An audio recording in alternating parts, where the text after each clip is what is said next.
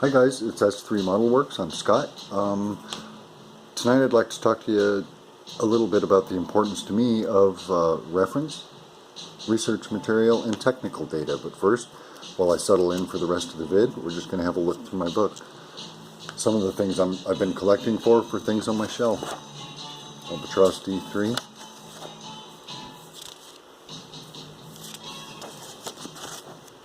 .48 scale, I believe.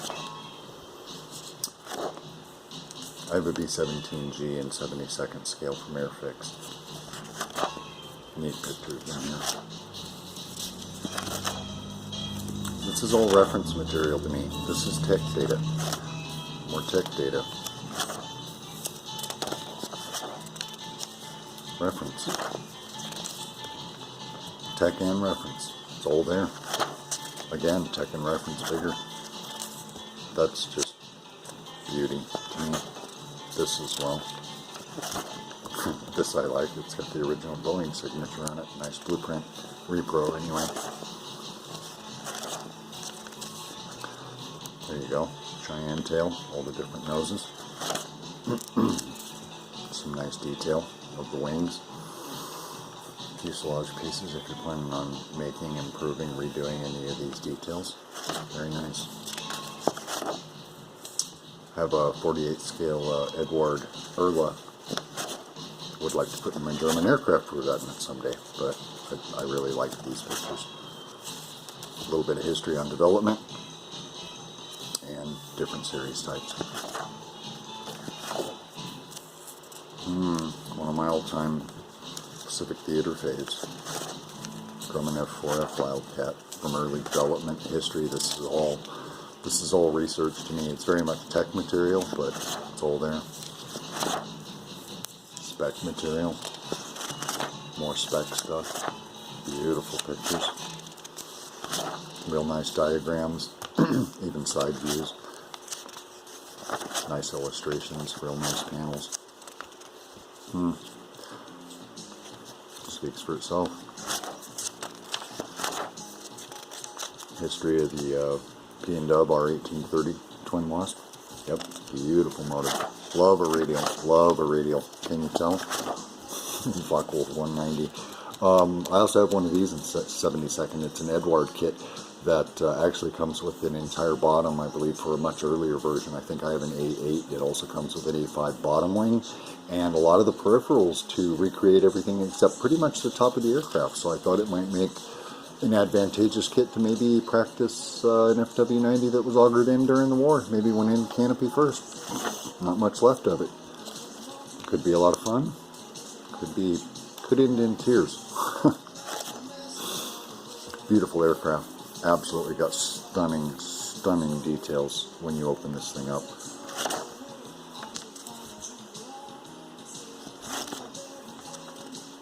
Just ideas for what I was talking about earlier with the aircraft.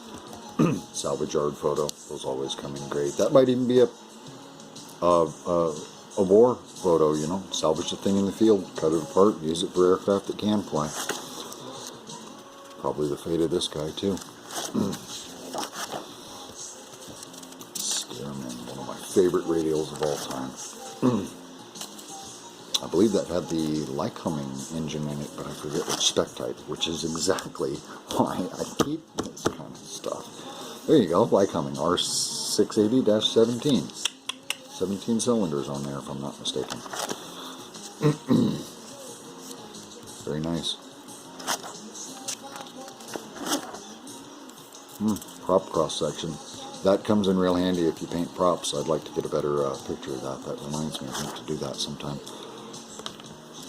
So we're coming to the end, but if you'll give me just a second, I'm going to flip this thing into other mode, and we're going to take a look at the first three sections we skipped. These are just some neat illustrations of some aircraft that I was practicing on. I did a 72nd Academy kit like this. For the kit, I think I did an okay job on it, but this was just a very inspiring picture for me, as well as this guy. And a P-47 that I did. And honestly, that Academy kit, you know, for 14 or 15 bucks, in that scale, I'd almost buy that kit again. Anyway, here we go with the first three sections. This, if you can see, I also have my F-18 out there in the back. That requires a lot more work for me to continue to build on. So after I do this tech reference video, I'm going to work on that tonight. And I might even video some of it to show you guys just how stupid I look when I work. But here we go. These are some extensive notes that I took from a couple guys I'd like to give a shout out onto the internet for some bitchin' burnishing techniques on that aircraft. And one is Inner Nerd, his channel on YouTube. He does a real nice rendition of Fighting Falcon F-16C Block 32. And this is his technique. But I write them down in addition to watching them a couple of times because this is how I learn, quite honestly. And I basically laid out his techniques and his colors and my alternatives so you can see his technique, my technique. That's what's available to me and that's what I'm using. Ed Lau, also Edmund Lau, he also does some really beautiful work. And to be honest with you guys, I'm not sure if these are their processes or if they gleaned them from someone else. I just wanted to acknowledge them as far as where I got them from tech reference material. But Ed also does one of an Su-33 flanker where he just makes those big old Russian motors look dirty and ugly. It's beautiful. And he also does one for exterior fuselage and heat staining, which he uses on his aircraft. And this is going to be a lot of fun to practice on as well. This is just some additional ancillary information on the Super Hornet. If I get a little further into that kit or do that other video I was talking about tonight, maybe I'll share that with you guys. This is an ongoing list of kits I've completed over the last 26 months. Pretty much states whether or not I donated them, displayed them, stored them, or destroyed them. It's a work in progress. This is some stuff I keep for figure painting. I do often entertain myself in between builds and at stagnant periods when I lose my mojo. I try to reinvigorate myself by painting figures, and I'm trying to teach myself through guys like Shane Smith, E&E, a lot of the Asian painters that are out there. I'm sorry guys, I don't speak your languages, I can't pronounce them very well, I butcher them, but you're out there.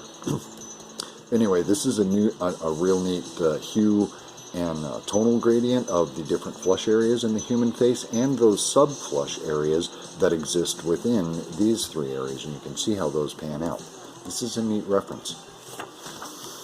Here's another flesh palette. We have basic flesh in the middle, red, which I consider active, to the right, blue, which I consider sedate, to the bottom, yellow, which I consider cautionary or alert, and green on the right, which I consider sickly. But you can interpret those whichever way you want. And this is a key chart for, this is a neat reference for the wet palette, because there's always two ways to a color as far as the rainbow spectrum goes, getting anywhere on the chart.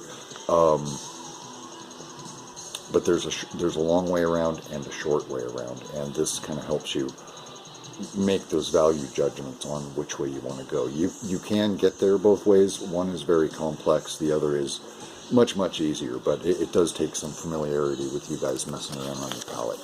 And just real quickly, last, I wanted to show you guys this because it goes hand in hand with my Edward Brasson upgrade kit that I bought for my F-38, my P-38J, the Academy kit. This shows really neatly where all the brass pieces go, but it shows where they go in the Edward kit, which is very, very similar to the plastic that's in that current Academy kit. And I did get the opportunity to check out Brett Marquardt's over on High Altitude Scale Modeling over on his channel. He just put up a P-38, I believe it's an FGH intro. It's, to me, his new one that's coming out. It's the pre-intro kit. He won the right to raffle, or he raffled the right to buy one at one of the IPMS Nationals that he's coming back from. I got to tell you, I thought it was pretty much the same kit as the Academy. It's not, but we'll talk about that later. But anyway, more pretty pictures.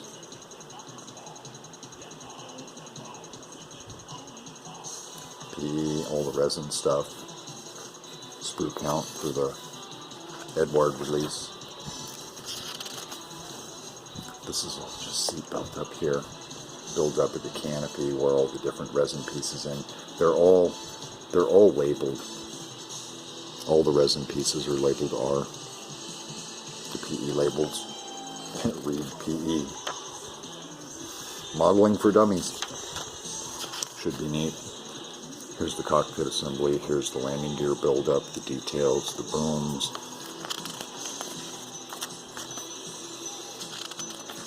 Bottom cowls, horizontal stabilizer buildup with the front landing gear box. Bombs, wheels, struts, drop tanks. Options for drop tanks, the different noses. What I really liked about the Academy kit is that it does come with 4 different noses. It comes with the J Guns version, a Pathfinder version, a Recon version, and a Droop Snoot version. And the last of the pretty pictures.